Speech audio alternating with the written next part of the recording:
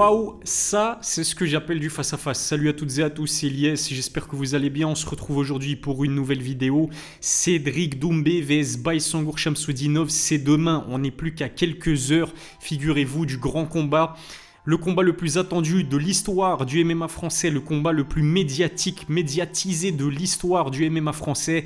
On est à quelques heures et il y a quelques instants, on a assisté à la conférence de presse et surtout le face-à-face. Il y a quelques enseignements qu'on peut tirer de ces deux événements-là avant que les deux hommes ne se retrouvent en face-à-face dans l'octogone quand la cage sera refermée. Les deux hommes ont énormément parlé aussi ces dernières semaines. Ils ont fait la promotion du combat comme de très grands professionnels. Il y a quelques jours, ça commençait à prendre des proportions un petit peu douteuses, j'ai envie de dire. D'ailleurs, je ne sais pas si vous avez vu ce message rédigé par Cédric Doumbé très récemment. Il a essayé d'apaiser les petites tensions qui commençaient à apparaître entre le camp Doumbé et le camp de Baki. Quand je dis le camp, je dois dire plutôt entre les fans de Doumbé et les fans de Baki. Mais heureusement, la conférence de presse s'est très bien passée et le face-à-face aussi. Mais le face-à-face, j'ai rarement assisté à un face-à-face aussi chargé en testostérone. C'était un truc de fou. Cédric Doumbé et Baysangour Shamsudinov se sont regardés dans le blanc de l'œil pendant peut-être 1 minute 30 sans broncher, sans bouger. Juste avant de poursuivre la vidéo, les gars, j'ai un message super important qui devrait vous intéresser.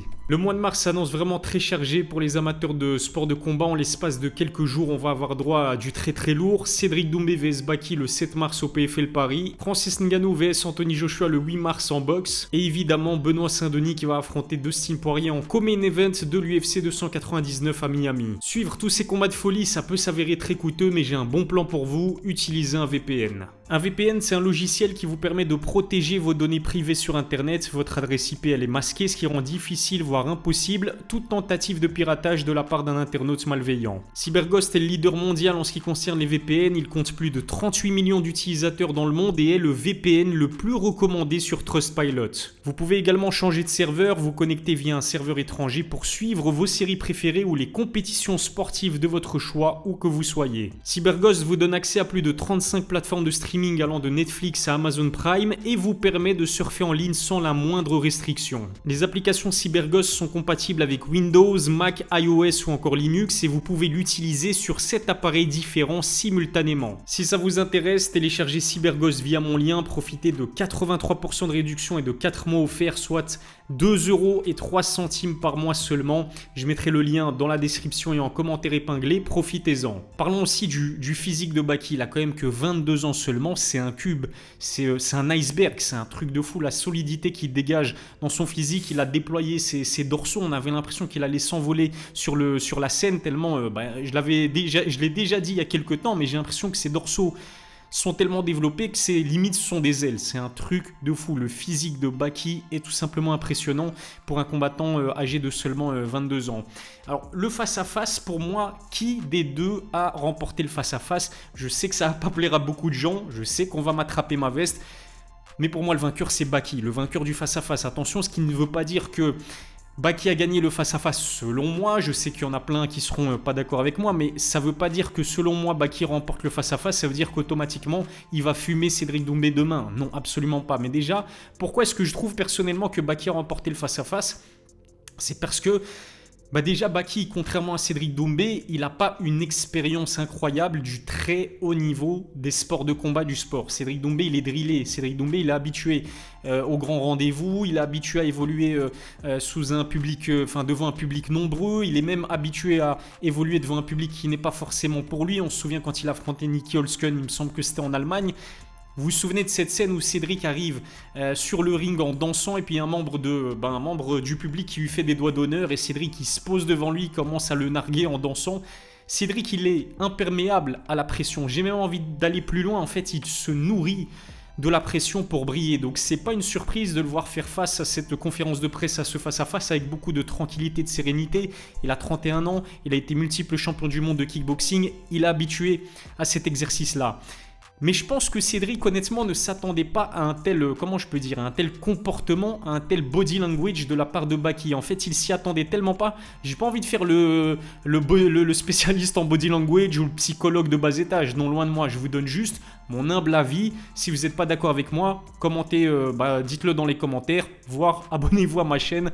Ça peut toujours être une bonne idée. Mais ce que je veux dire par là, c'est que Cédric, il s'attendait peut-être pas à ce genre de posture pleine de confiance de Baki, et donc il s'est mis à sourire. Sourire pendant un face-à-face, c'est quand même assez rare.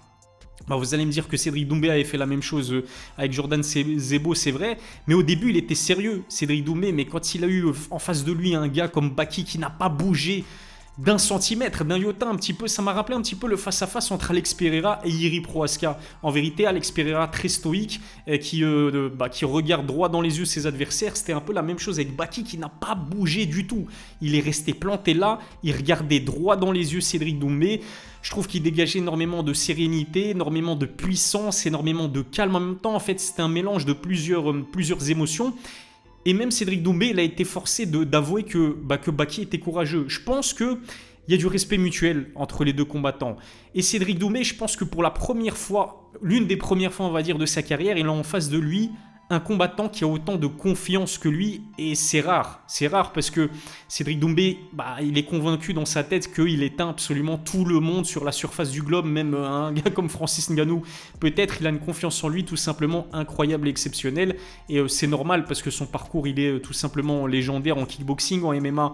Il est en début de carrière, il n'a pas encore accompli de grandes choses, c'est vrai. Encore une fois, c'est un jeune combattant de MMA, il n'a pas encore eu forcément l'occasion de nous montrer tout l'étendue de son talent. Mais pour revenir au face-à-face, selon moi, c'est Baysangour Shamsudinov qui l'a remporté. Parce qu'à 22 ans, pour la première fois dans un événement d'une aussi grande importance, avec autant de médias présents pour couvrir l'événement, avec autant de pression sur les épaules, je trouve qu'il a vraiment parfaitement réussi l'exercice du face-à-face. En tout cas, merci à Cédric Doumbé comme à Baki pour ce face-à-face. Pour moi, on est rentré dans la légende. Là, c'est déjà un classique, la façon avec laquelle ça s'est fait, avec ces deux combattants qui se fixent du regard. Et même Cédric Doumbé, à un moment donné, je crois qu'il fait un moonwalk, limite, parce qu'il veut quitter la scène, il veut rentrer se reposer. La journée a dû être longue. Et il fait son moonwalk et il continue de fixer Baki du regard, et Baki qui ne bouge pas d'un iota. Donc le face-à-face était extraordinaire. La conférence de presse était intéressante, mais je m'attendais peut-être à un peu plus j'ai pas envie de dire de trash talk, mais un petit peu plus de divertissement. Quoique, faut dire que Cédric a proposé un cadeau à Baysangour Shamsudinov. C'était des lunettes de soleil. Je dois vous dire qu'à la base, je pensais que c'était une paire de lunettes de soleil, mais avec un seul verre, tu vois, pour que Cédric rajoute une couche sur le fait que Baki a un œil qui se ferme, mais au final c'était pas du tout ça. Visiblement c'était des vraies lunettes de soleil qu'il devrait offrir aux fans. À part ça, qu'est-ce qu'on peut retenir de la conférence de presse ? On n'a rien appris. On n'a rien appris de nouveau concernant le combat. Ce que j'ai ressenti, c'est que Cédric et Baki sont dans une confiance incroyable en leur capacité, c'est fou. Donc il y avait aussi cette confiance, donc Cédric comme Baki sont convaincus qu'ils vont l'emporter demain, mais en même temps il y avait du respect mutuel, et c'est ce que j'apprécie en fait, c'est ce que j'ai apprécié avec cette conférence de presse et ce face-à-face, c'est qu'on sent que en même temps ils savent ou ils croient savoir qu'ils vont pulvériser leur adversaire, mais en même temps ils sont conscients de la tâche qui les attend, que ce soit Baysangour Shamsudinov, que ce soit Cédric Doumbé. À part les fans de l'un ou de l'autre qui vont certainement dire que le combat sera facile, je pense que Cédric comme Baki sont conscients que demain, on risque peut-être d'assister à une véritable guerre. Peut-être que ça va se jouer au mental, j'y viens peut-être. Parce que peut-être aussi que ça va se finir très très vite.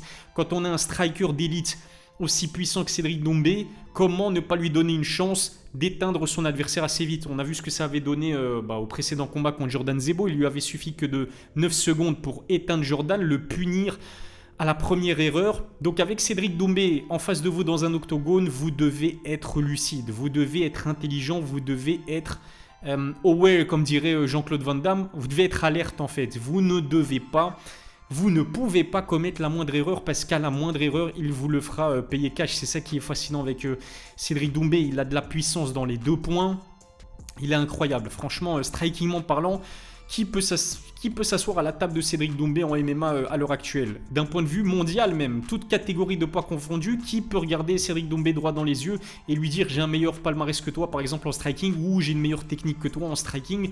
Peut-être Alex Pereira à la limite, mais sinon voilà, rares sont ceux qui peuvent vraiment regarder droit dans les yeux Cédric Doumbé et dire qu'ils sont des meilleurs strikers que lui en MMA. Et puis pour venir à ce que je vous disais tout à l'heure concernant la confiance, etc., mais Jordan Zebo, lui aussi, il avait dit qu'il était très confiant avant le combat. Lui aussi, il donnait l'impression d'être confiant avant le combat. Lui aussi, je lui avais posé la question, il m'avait dit qu'il était hermétique à la pression et au trash talk de Cédric Doumbé. Mais une fois que le combat a commencé, les émotions ont pris le meilleur sur lui et il a commis cette fameuse erreur en lançant ce high kick après. Comment lui en vouloir à Jordan Zebo? En fait, je pense vraiment que rares sont les êtres humains qui sont capables de gérer une telle pression. Ils sont super rares. Conor McGregor était comme ça, Mohamed Ali était comme ça, Floyd Mayweather était comme ça et Cédric Doumbé est comme ça. C'est un truc de fou. Mais Cédric, évidemment que des deux, c'est celui qui a le plus à perdre parce que des deux, c'est lui la plus grande star. Des deux, c'est lui le combattant le plus âgé. Des deux, c'est lui qui est devenu multiple champion du monde en kickboxing. En termes de popularité, de visibilité, de renommée, que ce soit local ou international, Cédric Doumbé, il est devant Baki, parce que Baki n'a que 22 ans, il n'a que 7 combats professionnels à son actif.